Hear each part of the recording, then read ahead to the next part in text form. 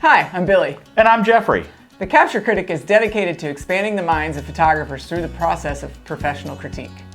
This is for educational as well as some entertainment purposes. We critique the images that you send us using traditional and professional standards. Of course, while we're not representing any particular associations, our own mentors follow these same rules associated with WPPI and PPA, and this is how we were taught. In this show, we are simply sharing our combined knowledge and opinions with you personally. We respect the fact that you may or may not agree with our judging. Our goal is to simply help you to become a better photographer than you were yesterday. You're watching The Capture Critic. Visit us at thecapturecritic.com.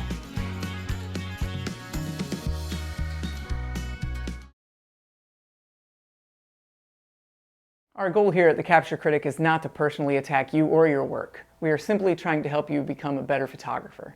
We want to raise your quality of image standard. Please understand, if your image does not get a good critique, it does not mean that we hate you, nor does it mean we hate your work. Photographic critique is a hard process to go through, especially if you've spent a lot of time working on an image and trying to get it just the way you like it. Critique will help you make clients happier by teaching you to create better, more professional images. But sometimes it's tough to hear, and that's okay. You know, overall, I mean, it draws your eye right to where it's supposed to do it. That's perfect. You have enough detail in the bottom. You have enough detail in the top of the photo. You've got a little bit of color coming through the background. Wow. So I would say composition-wise, you nailed it. I think you said it. Wow. I really like this one. There's a lot of positives going on between the wings that we've either... to me, I'm just guessing, but I think this is it's either multiple exposure or it's a long exposure tied in there. I think it's a long exposure. I think this is part of the painting with light. I do too, series. but I think it might be two, because the only way we're getting her that sharp with light painting, with a light subject coming from in front to not get any drag. Well, that's I true. think it's either a multi-exposure in camera, or it's two shots photoshopped together.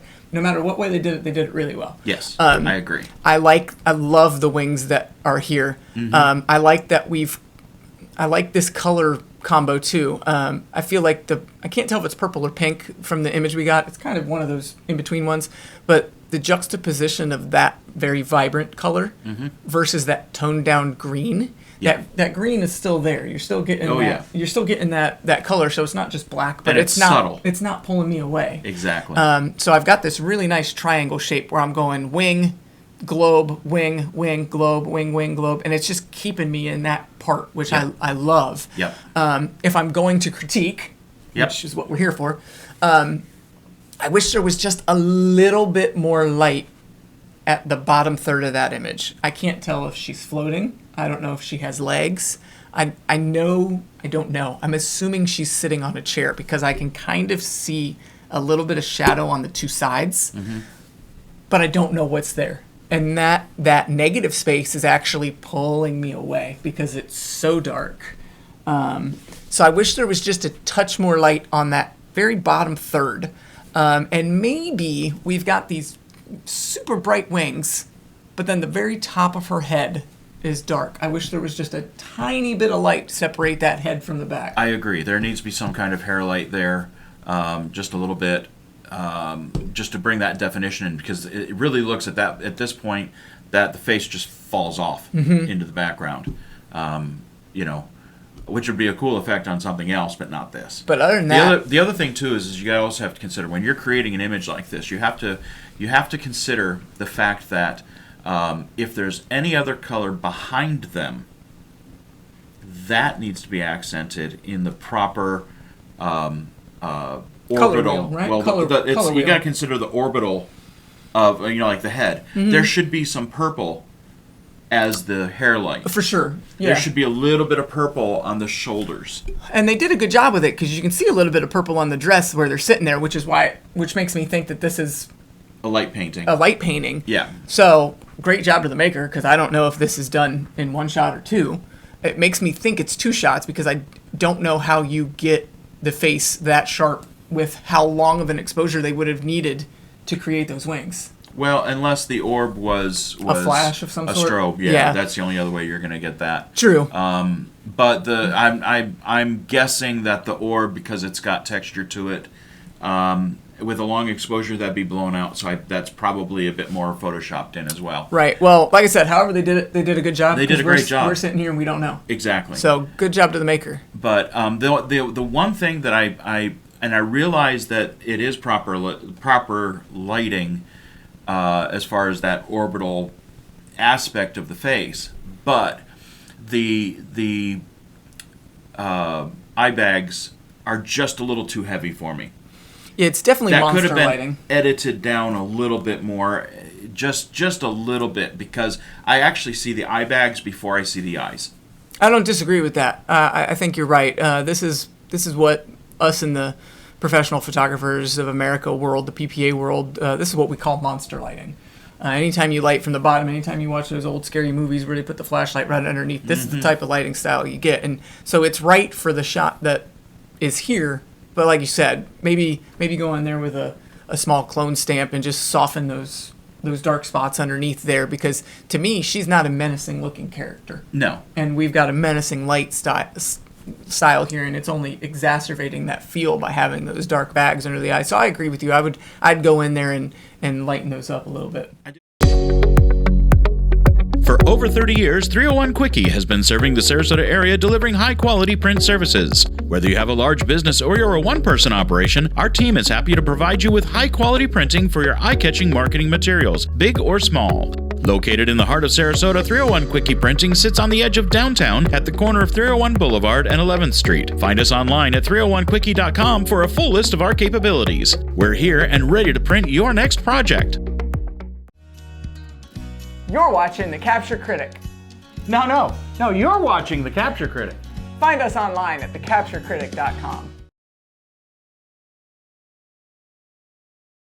I did a shoot with where a girl was holding a book, and there was supposed to be a magical book, so I put a strobe in that book, and it created this kind of feature. Right. And I didn't like it, so what I actually did was I took a long snoot, put it off to the side as a secondary light, and that way I had the downward light, but it was closed right on the face, and maybe just a little bit around the subject, because I wanted people to see the outside of the book too. Right. So I used a secondary light to help do that, and that would have changed a lot with this image. Right. I think it would have really drawn, a lot of the shadowing out that doesn't need to be there. I'm going to talk about something we talked about in the other one. Okay. And I'm just curious, how do you feel if you crop maybe right below the waist? Do we need the bottom third of that image? I feel we do. We do? Okay. Yeah, sure. I mean, because what I like is I like the length. I love the elongate, how long it is. I mean, you could have also done this as a square image, a 1x1. Right. And it would have been great. You could have cropped out a little bit of the base, but I think that base ties it together. I think it elongates the photo just right, and it gives you a full sense of the concept they were going for. So there you go, Maker. You've got two opinions from two different people again. I would love to see this a tighter crop. Like I said, to me personally, the bottom third, there's not enough information there, and it's not helping me. It's making me go, what's there? So in my mind, if this was my image and I was going to shoot this, I'd be really happy with what I got, first off. But secondly, I would either brighten up that very bottom third, which would be under her knees, or I would crop it, because I'm not sure it needs it. Well, I think one thing we're missing, and I think this is when it comes down to wardrobe, we've got the buttons down the center. Is that a corset?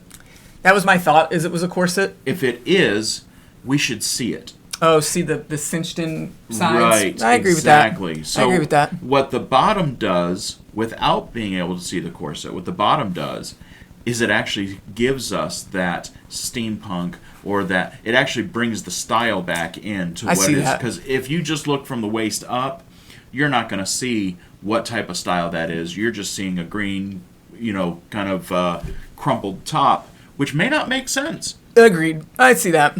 So I like the elongations, but once again, that corset needs to be highlighted. And some of that light should be shooting down into that corset. Mm-hmm. And like I said, that's sometimes where you have to pull a snoot out and a secondary flash to highlight that torso a little bit more. I think some of that light is definitely coming because, honestly, the brightest thing in this photo, I'm not sure it's her face. No, it's not. It is the orb. I think it's that. No, I don't even think it's the orb. I think it's that button or that clasp right under it. Yeah, yep. That little strip of light coming down is catching those metal. It is, but it's not catching the rest of the corset, which is what we really need, if there is one there. And that's where you can utilize that light painting that you've done in the back because you pick up that color really nicely on the green. If you hold it there on that black part just a little bit longer so that you can get a little bit of that color to come through there. Obviously, black's not going to catch as much light as that green is going to, so you're going to have to be careful with how you're doing it so that you don't blow out the green because, again, this maker's handled this. But you see, that's where a secondary flash with a snoot would come in quite handy. For sure. I mean, it would just be, and depending on what's behind them, I mean, if there's nothing behind them, there's nothing to light up behind them. Right. So if you have to shoot past it just a little bit, I'm also not just trying to give solutions to this problem with not knowing what kind of equipment this maker has. I don't know if they've got another one or not. Is a snoot the best option? Without a doubt. Yeah, throw a snoot on there. Be very controlled in your lighting and make sure that you light the very dark area. If you don't have a snoot, I already know this maker has the ability to paint with light. Yes. So if I tell them, hey, just use a little bit more of that light on that black spot, we're getting at the same place. We're just going. You're taking a high road. I'm taking a low road. Exactly. But yeah, no, great job, maker. I think this is a stellar image. I'd be happy to have it and. Yeah, what do you think? I think it's what we call a green merit. For sure. It's sellable. Mm-hmm. And that's sometimes more important than how many times have you submitted a photo that actually merited that the customer hated? Oh, yeah. I mean, so green merit versus actual merit. I think this one has a chance of being both. Probably. Yeah, I think it's got this in a competition. Probably not, and if again I'm talking PPA world, probably doesn't do well in the portrait category or WPPI or whatever. Correct. I don't think it does well in the portrait category because I think it breaks too many of those portrait quote unquote rules. But in an unclassified setting, I think it does really well. Absolutely. All right. Okay.